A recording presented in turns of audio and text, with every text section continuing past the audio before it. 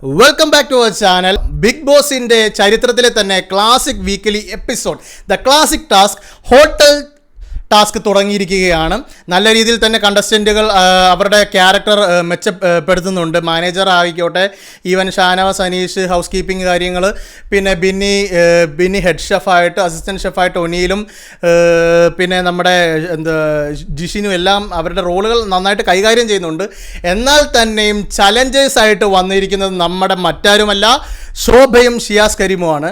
രണ്ടുപേരും അവരുടെ ആ ഒരു ടാസ്കിലെ റോള് നന്നായിട്ട് അങ്ങോട്ട് കിഡിലിനായിട്ട് പെർഫോം ചെയ്ത് മുന്നേറുന്നുണ്ട്. വന്നപാടെ ഉടനെ തന്നെ ബിന്നിക്കിട്ട് ശോഭ നല്ല താങ്ങുന്നുണ്ട്. സ്ക്രൂ ഡ്രൈവർ എന്ത്, കുത്തിത്തിരിപ്പിൻ്റെ നല്ല സ്ക്രൂ ഡ്രൈവർ എന്ത് എന്നൊക്കെ ചോദിച്ച് ബിന്നി ഒന്ന് ട്രിഗർ ചെയ്യിപ്പിക്കുന്നുണ്ട്. അതിനനുസരിച്ച് തന്നെ ബിന്നി റിയാക്റ്റും ചെയ്യുന്നുണ്ട്.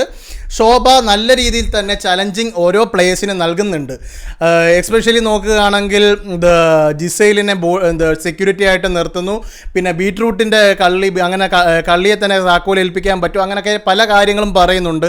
അതുപോലെ തന്നെ വന്ന പാടെ ലക്ഷ്മിക്കിട്ടൊരു നല്ല താങ്ങിയിട്ടുണ്ട്. ലക്ഷ്മിയെ എടുത്ത് വരുമ്പോൾ ഒരു നീറ്റ്നെസ് ഫീൽ ചെയ്യുന്നില്ല. ലക്ഷ്മിയെ കൊണ്ടുപോയി കുളിപ്പിക്കുന്നു. അതുപോലെ തന്നെ നല്ല കാര്യം, പബ്ലിക് അക്സെപ്റ്റൻസ് ചെയ്യിക്കാൻ വേണ്ടി തന്നെ, അതൊരു നോർമലൈസ് ചെയ്യിക്കാൻ വേണ്ടി തന്നെ ശോഭ കാണിച്ച ആ ഒരു റിംഗ് എക്സ്ചേഞ്ച്മെൻറ്റ്, ഒരു എൻഗേജ്മെൻറ്റ് മോഡൽ, ഒരു സെറിമണി ആദില നൂറയെ വെച്ച് ശോഭ നടത്തിയിട്ടുണ്ട്. അതെല്ലാം നമുക്ക് ഇന്നത്തെ എപ്പിസോഡിൽ കാണാം. ലൈവിൽ കഴിഞ്ഞ കാര്യമാണ് ഞാനിപ്പോൾ പറയുന്നത്. അതൊക്കെ തന്നെ നല്ല അപ്രിഷ്യേറ്റബിൾ ആയിട്ടുള്ള കാര്യങ്ങൾ, അപ്രോച്ചസ് ആണ് ശോഭയിൽ നിന്നും വരുന്നത്. ഷിയാസിൻ്റെ ഭാഗത്തുനിന്ന് കിട്ടില്ലൻ ഒരു സാധനം വന്നിട്ടുണ്ട്. പ്ലാച്ചി ഓൺ ദ എയർ എടുത്ത് പുറത്ത് കളഞ്ഞിട്ടുണ്ട് പ്ലാച്ചിയെ.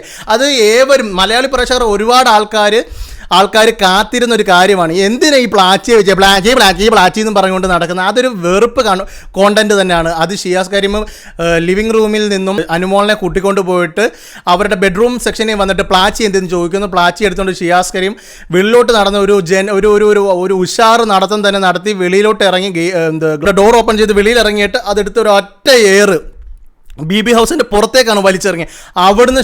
അവിടുന്ന് അനുമോളുടെ ക്യാരക്ടർ സ്വിച്ചായിട്ട് ഒരു കണ്ടസ്റ്റൻ്റ് അനുമോളായി മാറി എന്നൊക്കെ കരയുന്നുണ്ട്, മൂങ്ങിക്കരയുന്നുണ്ട്.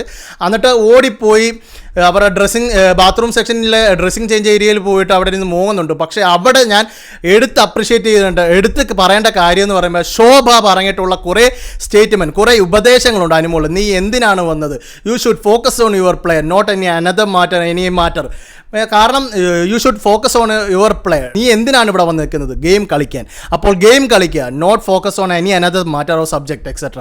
അങ്ങനെ കുറേ കാര്യങ്ങൾ, നല്ല ഹിൻഡുകൾ, നല്ല ഉപദേശങ്ങൾ ശോഭയുടെ ഭാഗത്തുനിന്ന് അനുമോൾക്ക് നൽകിയിട്ടുണ്ട്. സോ അതും ഞാൻ പറയുന്നു, പ്ലാച്ചി എന്നുള്ളൊരു ക്യാരക്ടർ ഒരിക്കലും BB ഹൗസിൽ വേണ്ട. അതൊരു മോശം കോണ്ടൻ്റാണ്, വേഴ്സ്റ്റ് കോണ്ടന്റ്. ആർക്കും വലിയ താല്പര്യമില്ല പ്ലാച്ചി വിത്ത് അനുമോൾ സാധനം. സോ കരീം ചെയ്തത് നല്ലൊരു പ്രവൃത്തി തന്നെയാണ്.